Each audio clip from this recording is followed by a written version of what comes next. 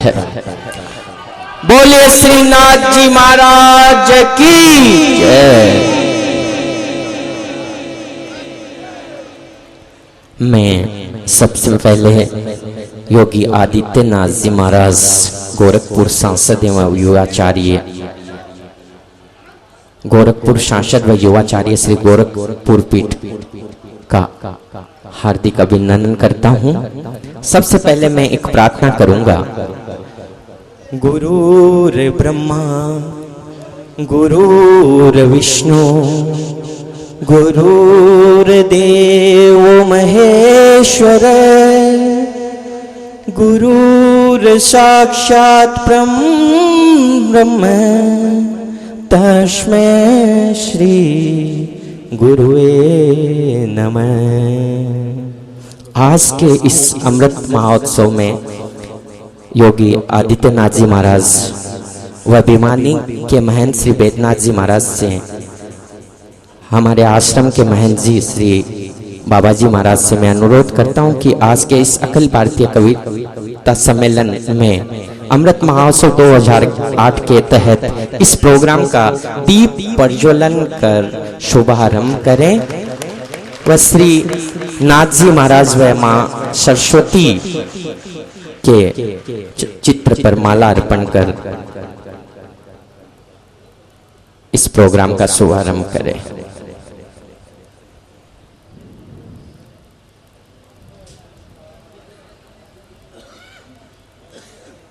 योगी आदित्यनाथ जी महाराज आज हमारे बीच पधारे। हमारा परम सौभाग्य है कि इनका हमें दर्शन करने को मिला है। मैं श्री नाथ जी महाराज का अमृत महोत्सव समिति की तरफ से हार्दिक अभिनंदन करता हूं।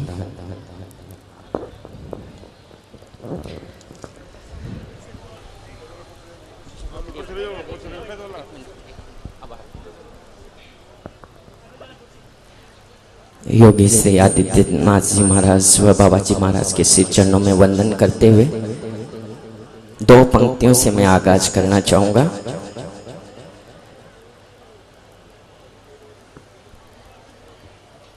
जब तक आपकी कृपा है रुकी पड़ी है सबकी सांसें, श्री मुख से दो शब्द बोलकर पूरी करो आप सबकी आसें, पूरी करो आप सबकी आसें।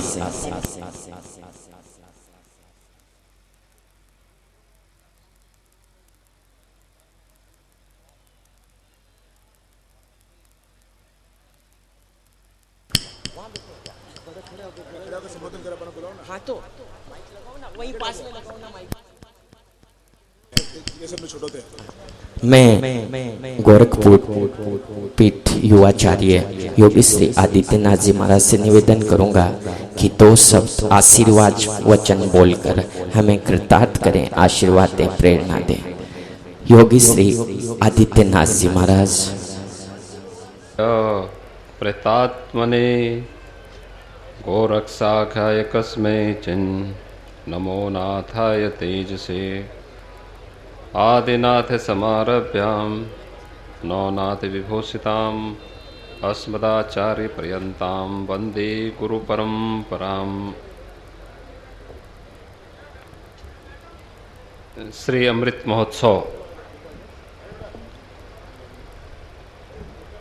के शुभ अवसर पर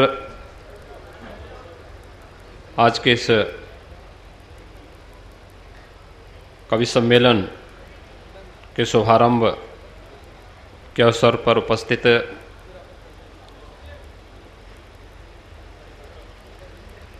इस पीठ के पीठाधीश्वर परम सम्माननीय श्री महंत नरहरि नाथ जी महाराज,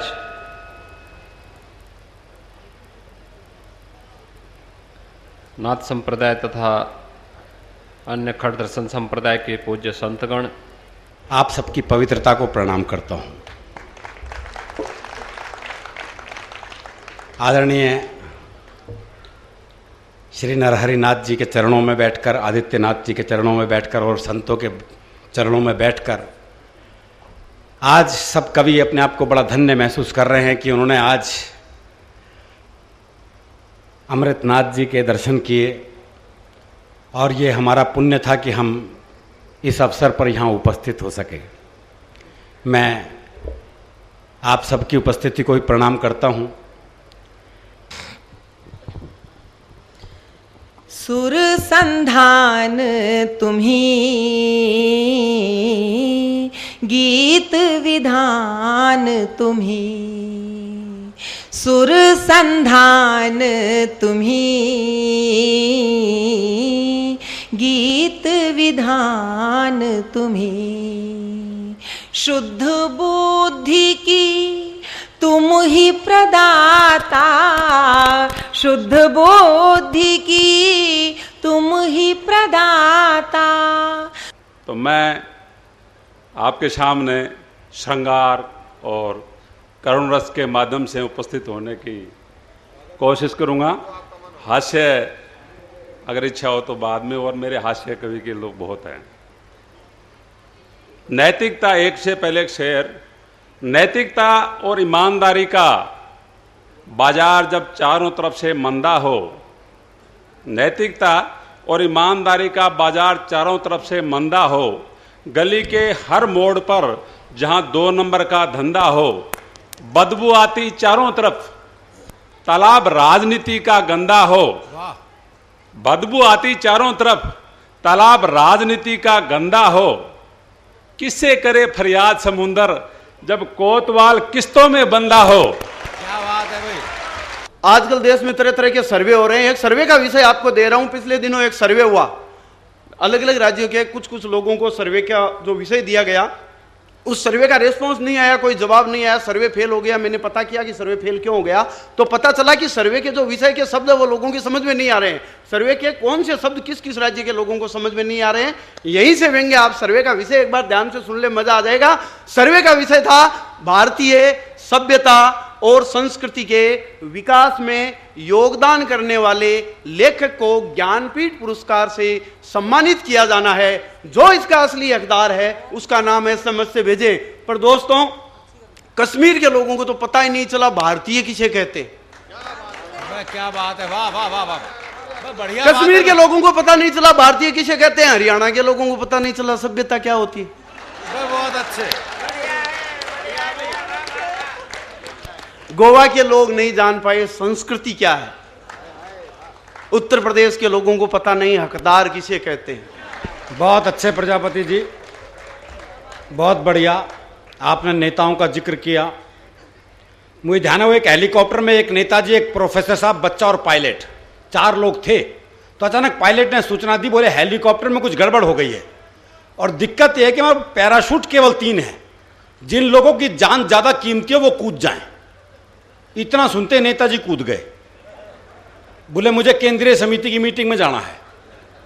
पीछे पीछे एक पैराशूट लेके प्रोफेसर साहब कूद गए, तो बच्चा और पायलट रह गए। तो पायलट की आंखों में आंसू आ गए, बोले बेटे तुम देश का भविष्य हो, हमें तो मरना सिखाया जाता है, ऐसा करो ये पैराशूट लेके तुम कूद जाओ।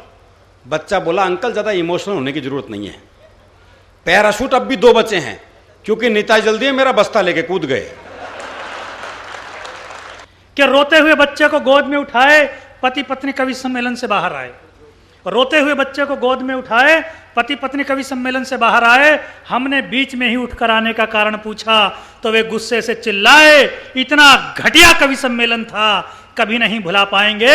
अरे क्या मालूम था 12 कवि मिलकर 6 महीने के बच्चे को नहीं सुला पाएंगे। स्वागत का इजहार करें। स्मृति चिन्ह भेंट करने और दुपट्टा भेंट करने के लिए पूज्यपाद महंत श्री नरहरिनाथ जी महाराज से मैं आग्रह करूंगा, और इस मौके पे बताना चाहूंगा, नाथ पंथ के पुराने स्थलों की यात्रा कर पुराने ग्रंथों का पुनर्प्रकाशन करने का जिम्मा जिन्होंने अपने हाथ में लिया, ऐसे हमारे पूज्यपाद महंत श्री नरहरिनाथ जी महाराज और परम पूज्यवर श्री श्री 1008 श्री अमृतनाथ जी महाराज के जीवन पर एक बहुत ही शानदार एनिमेशन फिल्म बनाने के लिए जिन्होंने निर्देश दिया, ऐसे हमारे बाबा जी महाराज अपने कर कमलों से स्मृति चिन्ह भेंट कर इस मौके पर योगी आदित्यनाथ महाराज का सम्मान कर रहे हैं।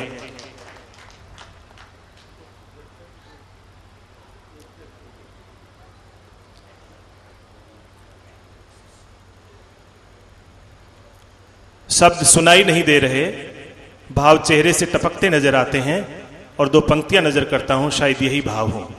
बड़ी जहमत उठा के